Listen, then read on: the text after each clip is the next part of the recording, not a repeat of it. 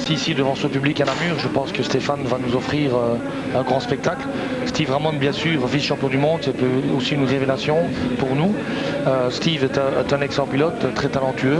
Et je pense qu'avec ces deux pilotes ici dans la première manche, on va avoir vraiment une équipe belge très solide. 20 nations représentées pour cette 55e édition du motocross des nations ici à Namur. 50 ans, en 1951, les Belges s'étaient imposés à Namur. 50 ans plus tard, ils reviennent pour tenter de reprendre ce sceptre mondial qui est un petit peu le championnat du monde officiel par nation, qui reste malgré tout un must, le point final, le point d'orgue de la saison en motocross. Georges Aubé vous l'a dit il y a quelques instants, la compétition s'est terminée il y a une semaine à peine en Autriche. Il restait un dernier verdict, celui des 500 cm3, la catégorie Rennes. Stéphane Everts avait laissé planer un petit doute en permettant à Joël Smets de terminer véritablement boulet de canon, qui a remporté tous les grands prix, qui a terminé véritablement très très fort, Joël Smets, qu'on verra tout à l'heure. Donc première manche maintenant, l'homme à suivre, le numéro 9, Stéphane Everts, catégorie Open. Il veut absolument prouver qu'il est le meilleur, même en l'absence des Américains, Georges. Oui, un petit changement aussi à signaler quand même par rapport aux nations précédentes, c'est que chaque fois au trophée au motocross des nations, à l'époque et encore l'année dernière, on se présentait derrière la barre et on commençait toujours de la droite vers la gauche, et chaque pilote, chaque pays d'ailleurs, tirait au sort et on devait se placer l'un à côté de l'autre. Changement cette année, les pilotes, je dirais la première nation, pouvaient choisir sa place sur la barre, et ça c'est une nouveauté quand même. 15 secondes avant le départ de cette première manche, 30 minutes plus de tours, les moteurs vrombissent, les moteurs sont prêts, les motos et les pilotes aussi, ils vont se coucher sur leur machine. C'est lancé, à suivre, à Schenking également, numéro 57, moins de 5 secondes maintenant, ils sont partis pour 30 minutes plus de tours. Le départ immédiat, avec immédiatement Stéphane Everts qui se glisse parmi les meilleurs. En tête, Stéphane Everts, meilleur all shot pour notre champion du monde. Difficile d'obtenir une meilleure entrée en matière. C'est lui qui va entrer le premier dans le bois. Il y aura Colin Dugmour qui n'est pas loin derrière, et toute la meute des Open et des 125 cm3. Excellent départ, Dugmour est en deuxième position. Très bon départ de Stéphane Everts, Georges. Oui, bien sûr, comme je l'ai dit précédemment, Stéphane est en pleine confiance. Et coup dur pour Hurley, je vous interromps, Nouvelle-Zélande qu'on compte aussi parmi les favoris. Hurley en 125 cm3 qui connaît un tout petit souci au départ. On suivra évidemment tour après tour la prestation de Steve Ramon, le deuxième pilote belge engagé pour cette première manche 125 et Open. Mais on le rappelle, Stéphane Everts en tête pour le moment, poursuivi par Dugmour, le pilote sud-africain, 8e en 250. Garcia, ça ne surprendra personne. Lind, le meilleur lors des essais, Eckenbach et McFarlane.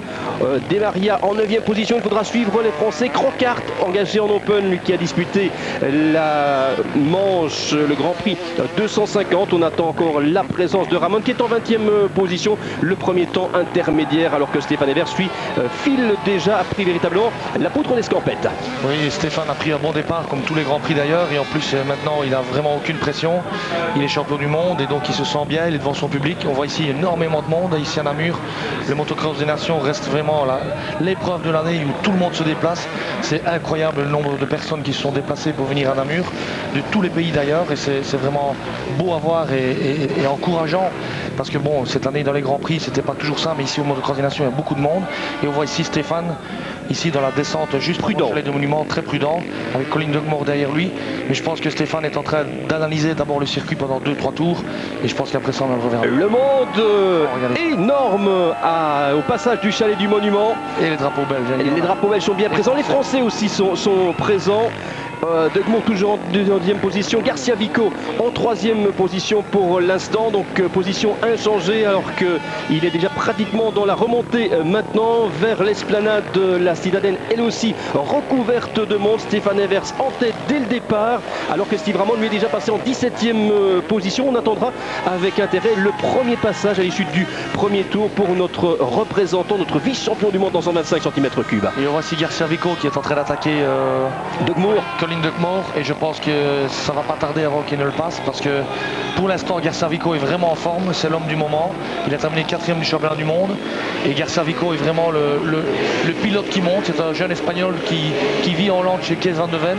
Il roule pour KTM et vraiment il a fait beaucoup de progrès cette année. C'est la révélation 500 et je pense que s'il passe Colin Duckmore tout de suite, il va peut-être inquiéter Stéphane un moment mais pas pour longtemps. Voilà, on va suivre avec intérêt la course avec 3 pilotes qui se sont dégagés pour l'instant, Evers, Duckmore et Garcia. Lint, meilleur chrono hier lors des essais en 500, est pointé en 4e position avec Eckenbach et Altonen. On vous avait annoncé Ramon tout à l'heure en 17e position. Il a perdu une place, il est 18e maintenant.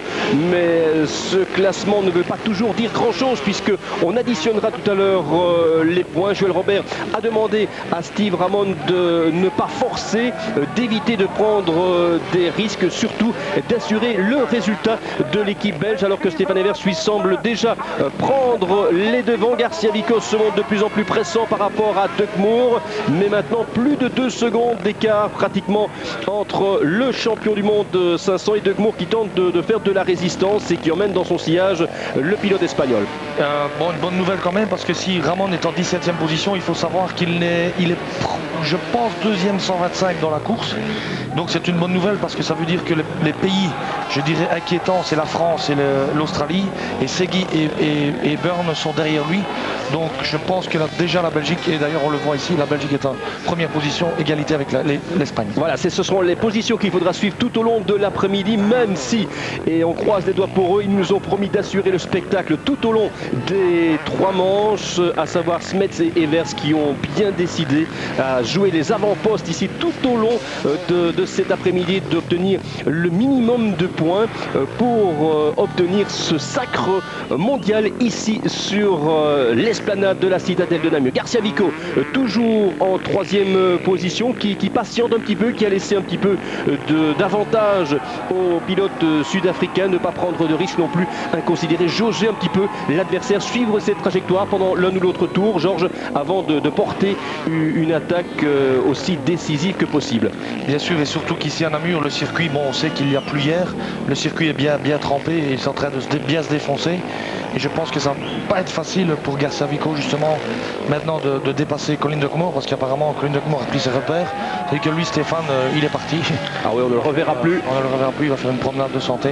C'est ce qu'on espère évidemment. Stéphane Evers, l'ambassadeur qui lors des entraînements de ce matin a emmené dans son sillage l'espace de 3 tours alors qu'il vient de se retourner maintenant Steve Ramon pour lui donner quelques précieux conseils sur cette esplanade de la citadelle avec laquelle maintenant il entretient une histoire d'amour. Vous voyez l'avantage maintenant alors que Garcia Vico lui menace de plus en plus le sud-africain Duckmore. Lin est revenu, Eckenbach également, vous le voyez, alors que Stéphane Evers suit à 4 secondes 32 d'avance. Altonen en 6e position. Les pilotes se présentent les uns après les autres. King, McFarlane, Nicole, Demaria, Yellen, Crockart pour l'instant 12e position, 13e Jorgensen. Nous attendons Steve Ramon dans quelques instants. Steve Ramon qui a gagné 2 places pour être pointé actuellement en 16e position. Nous aurons encore dans quelques instants les positions intermédiaires avec le classement nation, cela va sans dire. C'est-à-dire que Steve Ramon se trouve 2 places derrière l'Espagnol. J'ai vu l'Espagnol qui était un peu devant et je pense qu'il va bientôt rejoindre le pilote 125 espagnol. Et à ce moment-là, bon, forcément, on sera en tête des nations, en tout cas provisoirement. Voilà donc les positions actuellement dans cette première manche. Stéphane Evers en tête devant Colin Duckmore, Garcia Vico, Lint, Eckenbach, Altonen, King, Nicole, McFarlane et Demaria. Eckenbach qui est un des 2 pilotes sur lesquels on compte beaucoup dans l'équipe allemande. L'autre n'est autre que Pete Beirer, un pilote que l'on ne présente plus, qui avait véritablement secoué le motocross des nations, et c'était à Nîmes en 1997.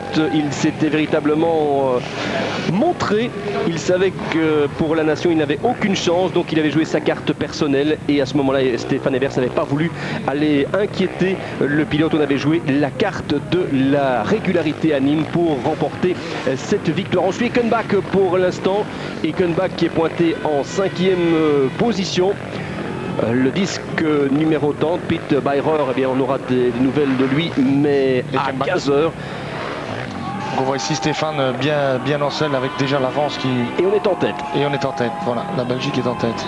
Stéphane Everts en première position, Steve Ramon en 16e position. Je vous rappelle qu'on prendra en compte, voilà Steve Ramon, on prendra en compte 5 des 6 résultats. Joël Robert confiant, il a le sourire, mais il a un petit peu le masque aussi parce qu'il sait qu'il y a une certaine pression. On a dit bon, les Américains ne sont pas là, les Belges sont obligés de gagner.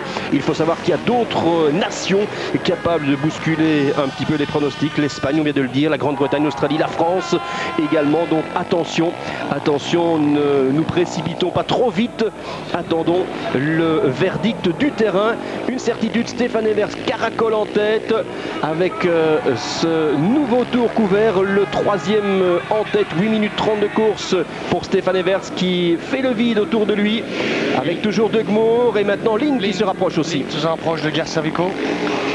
Et alors ça risque de mettre un peu la pression sur Doug Moore. C'est une bonne chose aussi pour la Belgique parce que si l'Espagne se montre menaçante, ce serait une bonne chose que Lind revienne sur le pilote espagnol. Pratiquement 7 secondes d'avance maintenant pour Stéphane Everts. On va attendre le passage également de Steve Ramon. Il était 16e tout à l'heure. Il était même pointé en 15e position au classement intermédiaire. Les nouvelles sont toujours bonnes. 15e position actuellement pour Steve Ramon. Il voyait l'écart pour le moment qui se creuse inexorablement entre Stéphane Everts et Colin Doug Moore, le pilote sud-africain qui tente de repousser les assauts de Garcia Vico et de Lind pour l'instant. Et Kuenbach attend en 5e position. Il ne peut être menacé par Aaltonen pour l'instant. Il tente de revenir sur le suédois Lind. Mais la bonne chose, c'est que Ramon se rapproche très fort, non seulement en place, mais aussi en temps. Il se retrouve derrière Gonzalez et Jorgensen, donc il n'est qu'à 2 secondes du 13e. Donc je pense que facilement il va pouvoir en tout cas passer ces 2 pilotes très prochainement. Et puis alors tout devant lui, il sera premier 125 et devant lui il n'y aura que des 500, enfin des motos open devant lui. Donc ce sera un peu plus dur de remonter. Mais je pense que bon, déjà là... Il ne sera pas noté à ce moment-là par Joël Robert, par l'équipe belge pour tenter d'asseoir ce résultat alors que l'on suit toujours pour l'instant la lutte, la bagarre qui fait rage pour la 2e place. Ouais. Voilà les Sud-Africains. Ouais. Qui peuvent jouer. Il regrette évidemment une absente, Langston qui n'est pas au départ. C'est une déception. C'est une déception et puis on imagine Langston ici maintenant en 125 avec Doug Moore en 2e place. C'était encore autre chose. C'était autre chose. Mais enfin, ils ne sont pas là, donc la Belgique est en tête. On va pas faire avec ceux qui ne sont pas là. Voilà, tant pis pour eux. Les 9 dixièmes d'écart actuellement entre Doug Moore et Garcia Vico, toujours en embuscade. Lind n'est pas loin et Kuenbach également, alors que l'on repasse au chalet du Monument.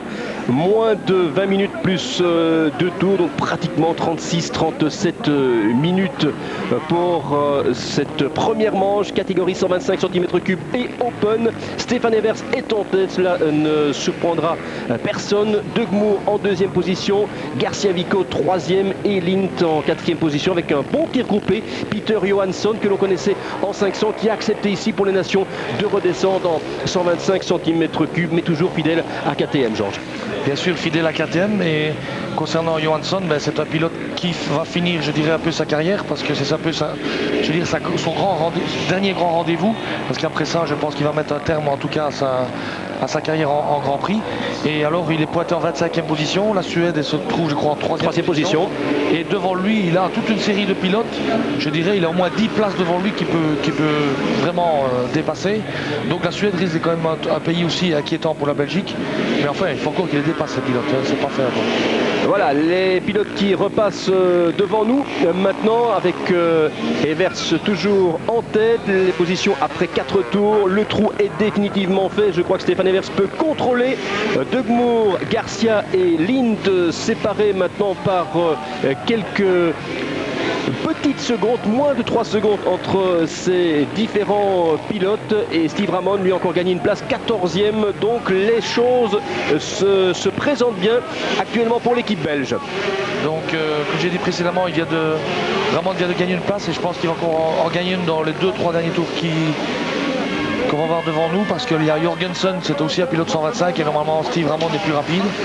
On voit ici à l'image Johnny Lind, c'est un pilote très talentueux. Un jeune pilote suédois, il a 22 ans, il est employé par Husqvarna, il a encore un contrat de 2 ans. C'est un garçon qui, s'il voulait travailler, il pourrait vraiment inquiéter les hommes devant. Je parle en Grand Prix comme Stéphane et Joël Smets. C'est dommage qu'aujourd'hui on a pas mal encore de talent même à l'étranger et que ces pilotes, je dirais, ne travaillent pas. Mais Johnny Lind, c'est vraiment, je pense, une graine de champion pour la Suède.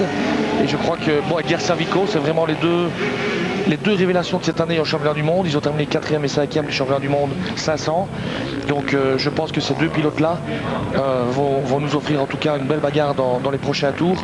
Et je pense qu'ils vont attaquer Colin Duckmore qui... Colin aussi, c'est un très très bon pilote qui a beaucoup d'expérience, mais malheureusement en fin de course il a toujours tendance à faiblir. Et alors ben voilà, je pense que pour cette deuxième place, elle n'est pas terminée. On voit ici Yves de Maria à l'image. Et Segui, pardon. Segui qui est à l'image, qui a excité le public français tout à l'heure lors du tour de reconnaissance. Et évidemment ne pas tirer de conclusion hâtive sur cette première manche. On ne le répétera jamais assez. Le moins bon résultat sera retiré. Je pense notamment au Néo-Zélandais à Hurley qui est pointé en 34e position. Pour l'instant, les Néo-Zélandais qui comptent en 125 Hurley, mais également Coppins et Shane King, respectivement en 250 et en Open. Donc c'est important, un mauvais résultat. Oh là, alors qu'il y a une chute avec notamment Gordon Coquart. Gordon Coquart qui est au sol. Avec Altonen, je pense. Non, ouais, ils étaient en bonne position en plus. Donc ça va être des places de gagner pour Steve Ramon, ça. Oui. Donc ça c'est Crocard. Crocard qui ne parvient pas à redémarrer. Et Altonen peut-être, je ne sais pas. J'ai vu que c'était un Finlandais qui est à terre, mais je n'arrive pas à voir, il est parti, il s'est peut-être fait mal. Oui, parce que la moto est toujours couchée sur le sol. On revient sur la tête de la course avec 5 tours couverts pour Stéphane Evers, 15 secondes d'avance. Imaginez, 15 secondes, 8 d'avance pour Stéphane Evers sur Colin Duckmore. Il va quand même pas s'arrêter pour boire une bière, lui. Ah non, à mon avis, peut-être pas maintenant, peut-être plus tard, en compagnie de Joël Smets au Chalet du Monument. C'est devenu une tradition. Garcia Vico en 3e position, superbe ralenti de l'homme en symbiose complète avec sa machine, Stéphane Evert, monsieur motocross pour l'instant. Et comme le disait encore Joël Robert dimanche au week-end sportif, pour quelques années encore. Garcia Vico en 3e position, ligne 4e, 5e Eckenbach et 12e maintenant Steve Ramon.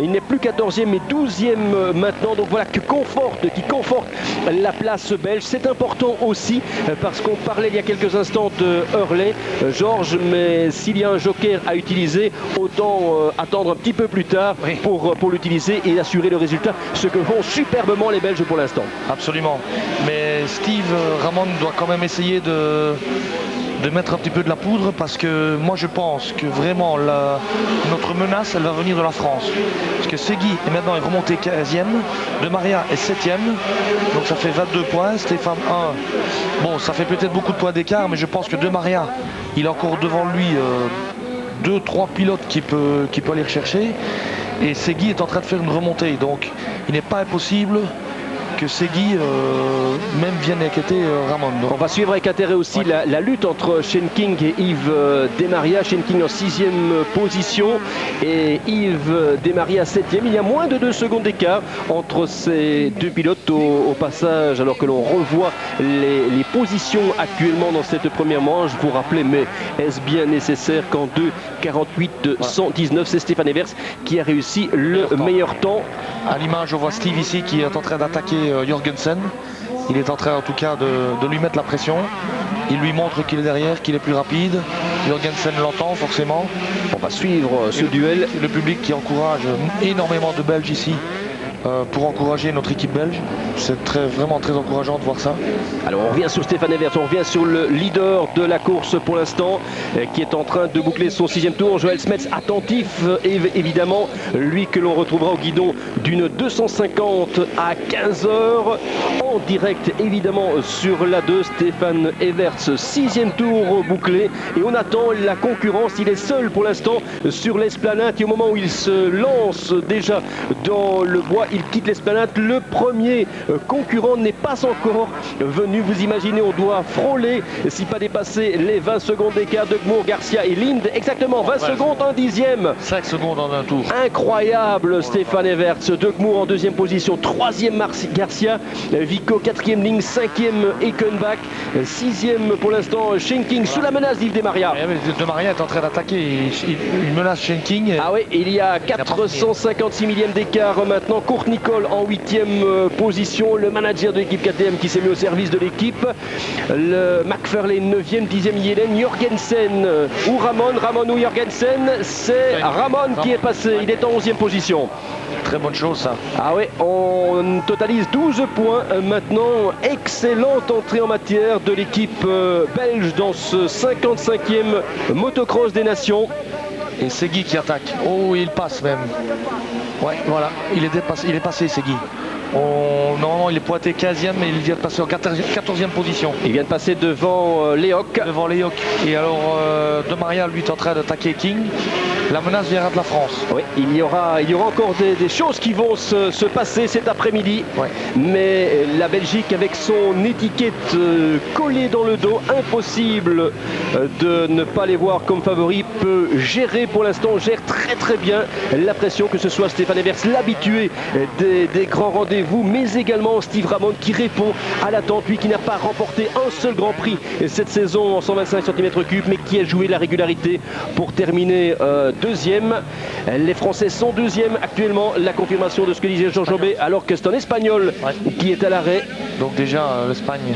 Une mauvaise nouvelle pour les Espagnols, avec probablement Aaron Bernardes, voilà, qui est contraint à l'arrêt, et donc les Espagnols déjà obligés d'utiliser leur joker. Absolument. Et alors, bon, il y a la menace, enfin, en tout cas, on pouvait être inquiété par l'Australie. McFarlane, pour l'instant, est en 9e position. Si le joker, déjà maintenant, des Australiens, c'est Byrne qui est en 10e position. Parce qu'il faut savoir que Chad Reed, en 250, roule très bien.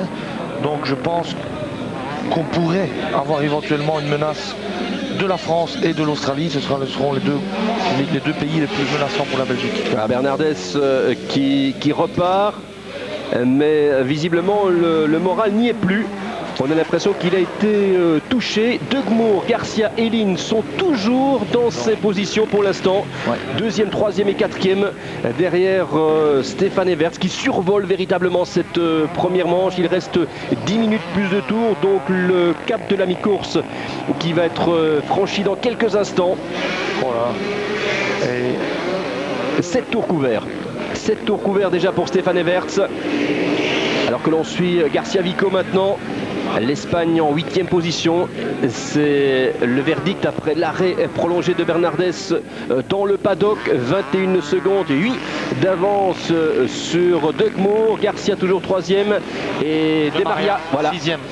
Desmaria est 6e, et donc la France devrait être en 2e position. Et la France remonte, et Segui 14e, donc ça fait 20 points. 20 points pour la France, et actuellement pour la Belgique 12 points. Donc petit avantage pour les Belges, mais on pourrait assister à un duel franco-belge. Les Français qui ont des choses à se faire pardonner après être passés complètement à côté de leur rendez-vous national à Saint-Jean-d'Angély l'année dernière. Bon, bonne nouvelle encore, c'est Steve Ramon est en train de remonter. 11e. Bon, il est en 11e position, mais ce qui était intéressant, c'est qu'il remonte sur Jelen, qui est à 3 secondes devant lui, et McFarlane est 4 secondes devant lui. Donc ça, c'est encore très faisable. Il reste 9 minutes plus 2 tours. Donc je pense que maintenant, Steve Ramon peut vraiment terminer en 9e position. Voilà, bon, on croise les doigts pour les Belges. En tous les cas, une excellente opération. La confirmation aussi de la position de la France avec 20 points pour l'instant. Desmaria, Segui.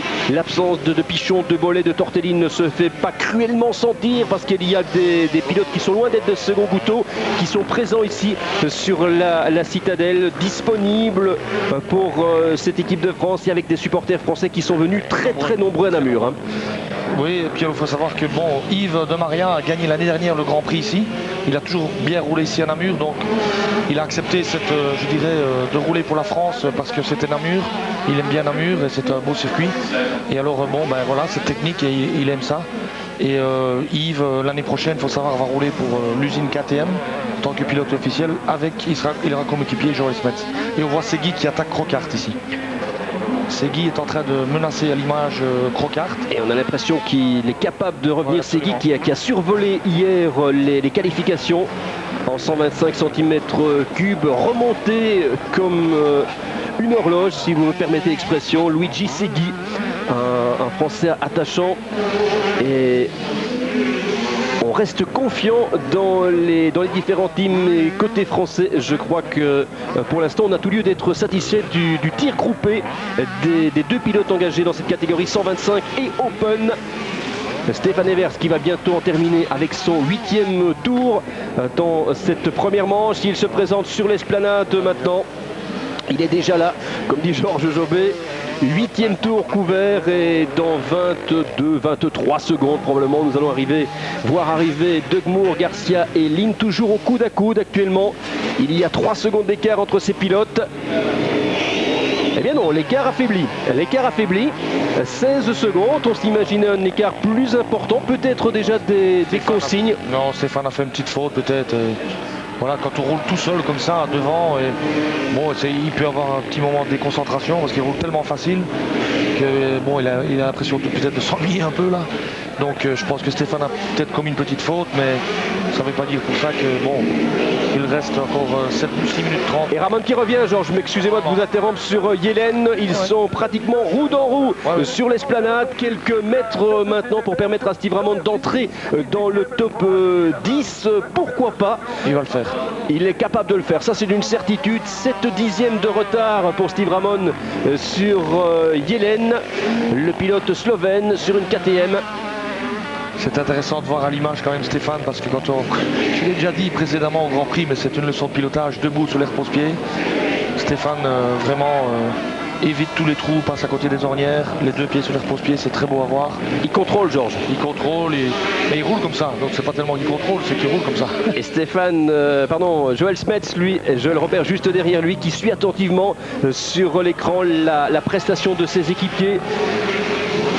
Ici McFarlane et Jelen et Ramon. Et voilà Ramon. On va voir suivre un petit peu Ramon. Merci au réalisateur de nous permettre de suivre cette explication, cette possibilité dans le top 10. C'est qui ça? C'est Garcia? Ah non, c'est l'autre pilote. C'est le pilote qui s'est apprêté à Ron Bernardès. Oui, c'est ça. Décidément, pour l'Espagnol, il sera grand temps que cette première manche se termine. L'arrêt prolongé dans le paddock et maintenant la chute à quelques mètres du passage du Chalet du Monument. On revoit, ah oui, là, complètement descendu, c'est version toboggan. Ouais. Plus de peur que de mal, mais impossible de reprendre la machine. Et il a pu gêner aussi Tim Nielsen, un pilote danois. Également un autre pilote, Richard McCaw, l'Irlandais.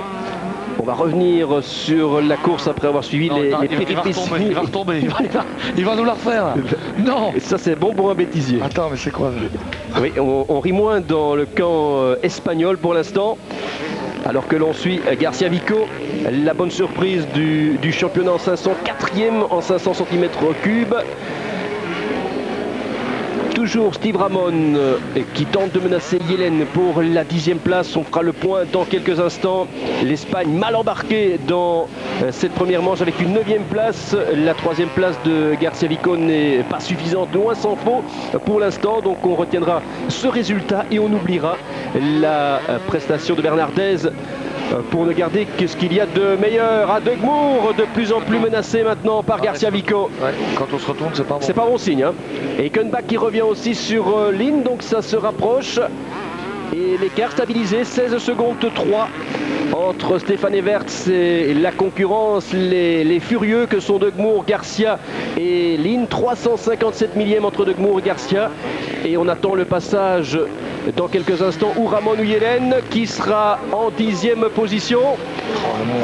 Steve Ramon bientôt, oui il va passer devant Steve Ramon, c'est fait sur l'esplanade. Sur l'esplanade de la Citadelle, Steve Ramon qui entre dans le top 10. Et ça nous permet de comptabiliser non plus 12 mais 11 points, soit 10 points de mieux que la France. L'Espagne, la Suède en 3e position pour l'instant.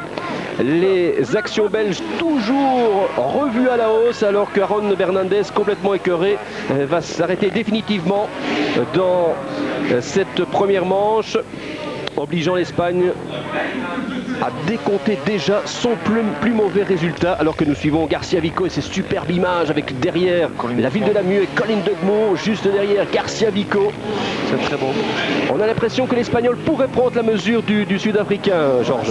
C'est pas facile ici à Namur de dépasser d'abord. Et ensuite, Garcia Vico a une moto, une 540, alors que devant lui, Dogmore a 250. Et ici à Namur, c'est quand même un avantage d'avoir une plus petite moto, c'est plus léger, c'est plus maniable. Voici Stéphane à l'image, il va se présenter devant le chalet du Monument avec tous les supporters belges qui sont là, bien présents. Et là, voilà, regardez le monde. Extraordinaire le public belge, alors que Joël Smets a le sourire. Les deux Joël ont le sourire en voyant déjà ces drapeaux qui s'agitent au passage de notre champion du monde, Stéphane Everts, qui remonte vers l'esplanade pour boucler son 10e tour. Il restera encore 3 tours à couvrir pour Stéphane Everts. Steve Ramon, vous voyez la confirmation maintenant d'une 10e place pour Steve Ramon. 11 points pour la Belgique, excellente entrée en matière, on ne le dira jamais assez. Maintenant, Steve Ramon va-t-il assurer le résultat ou s'attaquer à McFarlane, le pilote australien Andrew McFarlane? Il va attaquer McFarlane. Vous croyez qu'il va attaquer, Georges? Il y a 5 secondes, il reste 3 tours, c'est pas impossible. Maintenant, il faut voir un peu les directives que... Le voilà, Ramon. La Belgique... Ramon, je vais lui laisser. Qui est mais il peut le faire. Sur le chalet du Monument qui remonte aussi. Et ce qui est pris est pris. Absolument tous les encouragements. Vous voyez un public belge tout acquis à la cause de ces pilotes. Steve Ramon en confiance également. Il y avait 4 secondes de retard sur McFarlane, donc nous pourrons faire le point au prochain passage, alors que Stéphane Everts, lui... Et on voit Garcia qui attaque ici, Colin Dogmore à l'image. Il attaque depuis le début de la course, il n'y arrive pas. Et Lynn qui est revenu, hein. Lynn qui en a profité pour refaire une partie de son retard. Ils savent qu'il y a 3 tours, que c'est maintenant qu'il va falloir porter l'estocade. On va voir ce que Steve Ramon lui peut faire par rapport à McFarlane. 4 secondes, je vous l'ai dit tout à l'heure. Il est trop loin.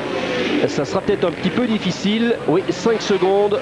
Il n'y arrivera pas. Et il a pu creuser un petit écart substantiel avec Yellen qui est à 1 seconde 2. Il faudra assurer le résultat pour Steve Ramon. On peut considérer déjà que le pilote 125, vice-champion du monde, a assuré l'essentiel pour la Belgique. Au prochain passage, 2 tours encore pour entériner cet excellent résultat, cette excellente entrée en matière de la part de notre équipe nationale. Signaler quand même une très bonne position de Kurt Nicole. Kurt Nicole qui est team manager chez KTM. Un de vos anciens adversaires, Georges. Oui. Rappelons-nous le Grand-Duché de Luxembourg, par exemple. Oui, grand adversaire et aussi grand ami maintenant. Et c'est marrant parce qu'aujourd'hui, il m'a appelé le matin et il me dit bon, maintenant tu vas me donner tes trucs ici à Namur. Hein. Est-ce que vous lui avez donné, Georges? Mais bien sûr. Et bon, il est en très bonne position, en 8e position, c'est super. Excellent résultat pour Kurt Nicole dans cette équipe anglaise. Les Sud-Africains en 5e position. Swanepoel évidemment un petit peu en retrait par rapport à ses équipiers. Ce n'est pas facile pour les 2 pilotes 500 vraiment de revenir sur Colin Dogmore. Ici la descente avant le chalet c'est très très difficile, c'est très bosselé, c'est très dur, très technique. Lint toujours 4e. Et on a l'impression qu'il n'est pas véritablement en mesure de revenir. Garcia Vicol lui tente le tout pour le tout. L'unique, je dirais, chance pour Garcia Vicol, c'est maintenant, là où il est pour l'instant, c'est de coller Colin Dogmore le plus près possible pour l'attaquer ici sur le... C'est pas ça, hein. Voilà, c'est pas là. Il est trop loin. Ouais, visiblement, pour l'instant, Dogmore semble avoir fait le trou pour préserver cette 2e place. Il a assez de distance pour garder sa 2e place. Si Garcia veut attaquer, il doit être plus près. Voilà, 10 tours couverts pour Stéphane Everts qui se présente à nouveau sur l'esplanade de la Citadelle. 2 tours encore pour le leader avec un écart qui a peut-être encore un tout petit peu diminué. Il y avait 16 secondes 6 tout à l'heure.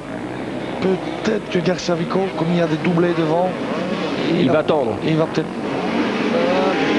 Voilà, il attaque ici devant nous sur l'esplanade. Eh bien 16 secondes 4. Donc l'écart stabilisé pour l'instant. 358 millièmes d'écart avec Dogmore et Garcia. Garcia qui attaque. Il attaque, il continue.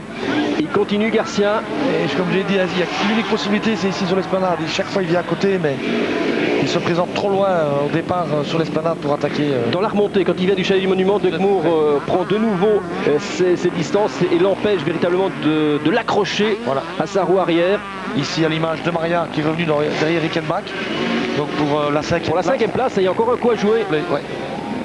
Il sait qu'il doit donner un dernier coup de rein, 591 millième pour aller chercher cette 5e place. Il ne peut pas faire mieux, Yves Desmaria, mais c'est son dernier objectif. Ah, il est gêné par un doublé. Mais il est capable de le faire. Il est capable de le faire sur Eckenbach, qui a repris un tout petit peu d'avantage. Il reste moins de 2 tours pour Desmaria pour tenter de décrocher cette 5e place. Steve Ramon toujours en 10e position, mais attention à Yellen qui reste sous la seconde maintenant, 9/10 d'écart. Ramon qui a compris aussi qu'il était inutile d'aller chercher McFarlane, de prendre des risques à considérer, et qui va tenter d'assurer cette 10e place avec un petit rétroviseur pour suivre la prestation. C'est à partir de maintenant que Desmaria va pouvoir revenir, voilà, on le voit, il va commencer à attaquer parce que c'est toute la partie glissante du bois. Et je dirais la partie pratiquement la plus technique du circuit, où c'est très glissant et avec une moto plus légère et avec une plus petite capacité. En cylindrée, c'est plus facile à manier. Et on voit ici Yves qui il se rapproche, hein. Il se rapproche, il va passer. C'est l'impression que ça nous donne. Il va prendre le meilleur. Il reste un tour et demi maintenant. On suit Segui qui va attaquer lui le Gonzalez. Gonzalez, ouais. Ah ben les Français sont en train peut-être de gagner encore 2 places. 2 places. Donc 2 points de mieux. Voilà. C'est l'entraîneur français, ça. Le soigneur français. Voilà, Eckenbach. Voilà. Et Desmaria qui est là. On est au chalet du Monument. On va suivre cette lutte. Il va attaquer là maintenant. Les Allemands qui sont en 6e position. Desmaria qui est véritablement revenu à la hauteur du pilote allemand. Ah, il est obligé de faire l'extérieur. Et toujours un pilote attardé, en l'occurrence Kim Nielsen. Ouais, il a repris. Ah, il est gêné, hein. Ouais, il a perdu 3-4 mètres là. Et Eckenbach qui a de nouveau pu prendre un petit peu d'avantage. Mais on sait aussi qu'on est dans le dernier tour pour Stefan Everts, avec un 12e tour recouvert. Voilà Stefan Everts qui pour la dernière fois va s'engager dans les sous-bois, redescendre vers le chalet du Monument pour revenir pour la victoire dans cette première manche qu'il a véritablement survolé. 17 secondes d'avance sur Dugmoor. Garcia toujours en 3e position, Lynn 4e pour l'instant. Et Dugmoor qui résiste. Et Eckenbach, Desmaria il revient. 2 mètres maintenant d'écart, ce sont les plus difficiles à combler. On va suivre aussi Steve Ramon, voir s'il garde sa 10e place par rapport à Yellen. Il y avait 9/10 d'écart au tour précédent. Ouais, non, c'est la même chose. C'est la même chose pour l'instant. 10e. Et il a pris ses distances maintenant. C'est une bonne chose aussi. 6 secondes d'avance pour Ramon qui peut contrôler et permettre à la Belgique de garder ses 11 points. On a l'impression que la France peut mieux faire encore. Desmaria qui pourrait permettre de faire 19 points. Et Segui n'est pas revenu derrière Goncalves là de... Oui, il y a 3 secondes maintenant. Donc, là c'est terminé, il ne l'aura pas. Et bon, il n'y a plus que Yves qui peut éventuellement reprendre une place pour la France. Voilà, on va suivre ce dernier tour. Linz maintenant qui attaque Garcia-Vico. Ah, décidément, tout se passe dans ce dernier tour. Ouais. Garcia-Vico sous la menace de Lint, une bonne chose pour Colin Dugmoor qui va pouvoir préserver sa 2e place. Stefan Everts loin devant et une première manche, je vous disais, ce qui répond complètement à l'attente. Les Suédois en 3e position aussi, Peter Johansson qui est 20e.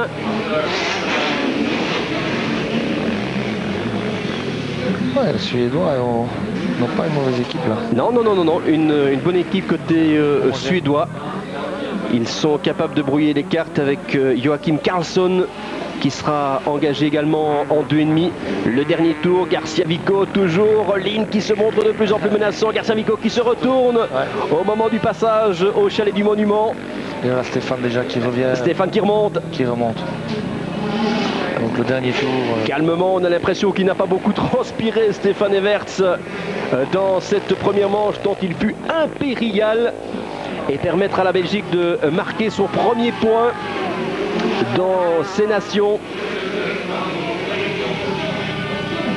Ouais, Stefan Everts à l'aise, véritablement. Vraiment à l'aise. Pas le moindre problème pour notre compatriote. Voilà. Qui termine maintenant un dernier jump. Innovation. Et là, le point levé pour Stefan Everts qui se retourne. Merci Stéphane pour ce premier point, petit wheeling. Joël Robert a le sourire déjà, il n'avait pas tout à l'heure Joël, mais on le sent déjà un tout petit peu détendu. Steve Ramon que l'on va suivre également au moment où il remonte vers l'esplanade de la Citadelle. Voilà, donc Duckmore deuxième, oui. Servico troisième et Lind quatrième, roue dans roue. Roue dans roue. Yves Desmaria en 5e position. Ah, il a dépassé, ah oui d'accord. Donc il va dépasser au dernier tour. Egenbach, donc 19 points. 19 points pour la France, 11 points pour la Belgique. Donc bon résultat pour les Belges. N'ayons pas peur des mots avec ces deux pilotes dans le top 10. Ouais, absolument. Et voilà Steve qui arrive. Steve Ramon. Steve Ramon ici sur l'esplanade. Qui mérite aussi l'ovation. Voilà, 10e. C'est bien. Et même 18 points pour la France, donc ça confirme ce que Georges Aubé disait il y a quelques instants. La France en 2e position, la Suède en 3e position, 4e la Grande-Bretagne, 5e l'Afrique du Sud, 6e la Nouvelle-Zélande, mais des Néo-Zélandais qui ont connu quelques petits soucis avec Hurley, donc attention, ne sous-estimons pas ces Néo-Zélandais qui auront encore maintenant 4 cartes obligatoires à jouer. Le joker aura été utilisé ici dans cette première manche, donc excellent résultat qu'obtiennent ici les Belges avec une première et une 10e place. 13 et 5 pour la France. Pour la Suède, 20e et 4e. Donc là aussi, il a un résultat qu'il faudra peut-être gommer un peu plus tard. Donc, tout lieu d'être satisfait, on a le sourire dans le camp belge. Stéphane Everts avec son père Harry, à peine marqué par l'effort. On a véritablement l'impression que ça a été très très facile pour Stéphane Everts dans cette première manche, Georges. Pas trop difficile à voir, en tout cas à l'image. Pour lui, quand on le regarde, ça a l'air d'être facile et d'être une promenade. Bon, c'est clair qu'il fait des efforts sur la moto, il travaille. C'est un garçon qui a beaucoup de talent et il a encore démontré aujourd'hui, sans problème, il a fait une très belle saison et ici il confirme bien que c'était l'homme de l'année. Et alors j'espère maintenant que pour la deuxième manche, nous allons voir Joël Smets aussi fringant que Stéphane. C'est important d'avoir bien sûr tous les résultats. Et alors je pense que nous, en tout cas, nous sommes bien partis pour gagner ces nations, mais on ne va pas voir. Attention, voilà. Soyons prudents. On en profite encore pour revoir quelques-unes des plus belles images de cette première manche réservée aux 125 et aux Open. Des images superbes, des ralentis de la prestation des Belges et des autres pilotes. Mais répétons-le une dernière fois. La victoire de Stéphane Everts, la 10e place de Steve Ramon qui permet à Belgique déjà de prendre l'avantage dans cette 55e édition du motocross des nations disputée ici à la Citadelle de Namur devant la France, la Suède, la Grande-Bretagne, l'Afrique du Sud en 5e position, 6e la Nouvelle-Zélande, 7e l'Allemagne, 8e le Portugal, 9e l'Espagne, 10e l'Estonie. L'Italie n'occupe qu'une 17e place, mais il faut savoir que l'équipe italienne a été complètement bouleversée, des forfaits, des problèmes de blessures. Bartolini avec quelques petits soucis de dopage qui n'a pas été retenu par la fédération italienne. Des Italiens qui avaient brillé ces dernières saisons. Ils avaient terminé en 2e position, notamment à Saint-Jean d'Angély l'année dernière, juste derrière les Américains et juste devant les Belges, les Italiens qui ne répondent pas présents. Ce ne sera pas une des nations à surveiller tout au long de l'après-midi, certainement pas un adversaire potentiel. On se méfiera des Français, surtout, encore une fois, Georges. Oui, mais il y a aussi les Australiens. Les Australiens, pour l'instant, sont hors du coup parce qu'ils ont déjà un joker. McFarlane a terminé 9e. N'oublions pas que ils doivent aligner bien sûr encore obligatoirement 4 résultats. Et dans ces 4 résultats, il y a 2 résultats de Chad Reed, qui est l'homme en forme du moment. Donc si Chad Reed fait un bon résultat et McFarlane puisse confirmer cette deuxième manche, je pense que l'Australie sera quand même menaçant. Voilà, encore ces quelques images que vous laisse admirer. On se retrouve dans quelques minutes, Pierre-Robert, Georges Jobé, pour vivre en direct et dans son intégralité la deuxième manche de ce motocross des nations. Une manche qui sera réservée à 15h05 pour être tout à fait précis pour le résultat aux 125 et 250.